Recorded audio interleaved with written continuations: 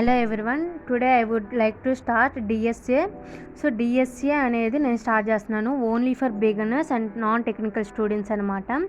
ఎందుకంటే వాళ్ళకి బేసిక్ నుంచి చెప్పాలి కాబట్టి ఇది బేసిక్ నుంచి అనమాట. ఫస్ట్, డేటా అంటే ఏమిటి? డేటా అంటే రా వాల్యూస్ అంటే ఏమిటి? నంబర్స్, స్ట్రింగ్స్, ఆల్ఫాబెట్స్ ఇవన్నీ వస్తాయి అనమాట. స్ట్రక్చర్ అంటే ఏమిటి? ఆర్గనైజ్డ్ వే టు స్టోర్ అనమాట. అంటే మనము ఒక సీక్వెన్స్ మేనర్లో మనము డేటాని స్టోర్ చేస్తాము ఆ రా వాల్యూస్ని. ఆల్గరిథం అంటే ఏమిటి? మనం ఎందుకు సీక్వెన్షియల్గా యూజ్ చేయాలి? ఎందుకంటే ఒక ప్రాబ్లమ్ సాల్వ్ చేయడానికి. ఎగ్జాంపుల్ ఏమిటంటే, ఇప్పుడు మనము ఒక అలమారా ఉంది. అలమారాలో నాకు ఫార్మల్స్ ఉన్నాయి, ప్యాంట్స్ ఉన్నాయి, నార్మల్ డైలీ వేర్ ఉన్నాయి. సో ఇవి మూడింటిని నేను సీక్వెన్స్గా, అంటే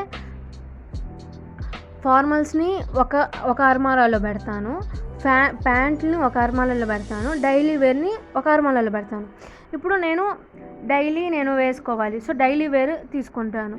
సో అప్పుడు ఈజీగా మనం తీసుకోవచ్చు కదా, ఈజీగా మనం యాక్సెస్ చేసుకోవచ్చు. అదే మొత్తం కలిపేసి పెడితే మనకి ఈజీగా యాక్సెస్ చేసుకోగలుగుతామా?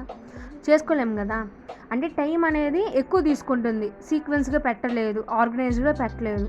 అదే సీక్వెన్స్గా పెడితే మనం ఈజీగా తీసుకోవచ్చు. సో దాన్ని మనం ఏమంటామంటే డేటా స్ట్రక్చర్స్ అండ్ ఆల్గరిథమ్స్ అంటాం. అంటే ఇక్కడ డేటా అనేది ఎందుకు అన్నాము? ఎందుకంటే కంప్యూటర్స్లో డేటా అనేది ఎలా అరేంజ్ చేయాలి మెమరీ లొకేషన్స్లో అనేది డేటా స్ట్రక్చర్స్ అని అంటాము. మనం ఎక్కడ యూజ్ చేస్తాం డిఎస్ఏ ఎక్కడంటే ప్రోగ్రామింగ్ లాంగ్వేజెస్లో యూజ్ చేస్తాము.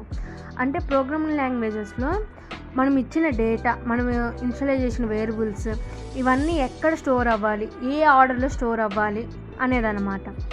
అది క్లాసిఫికేషన్స్ ఆఫ్ డేటా స్ట్రక్చర్స్ అనేవి 2 అనమాట. Primitive data structures, non primitive data structures.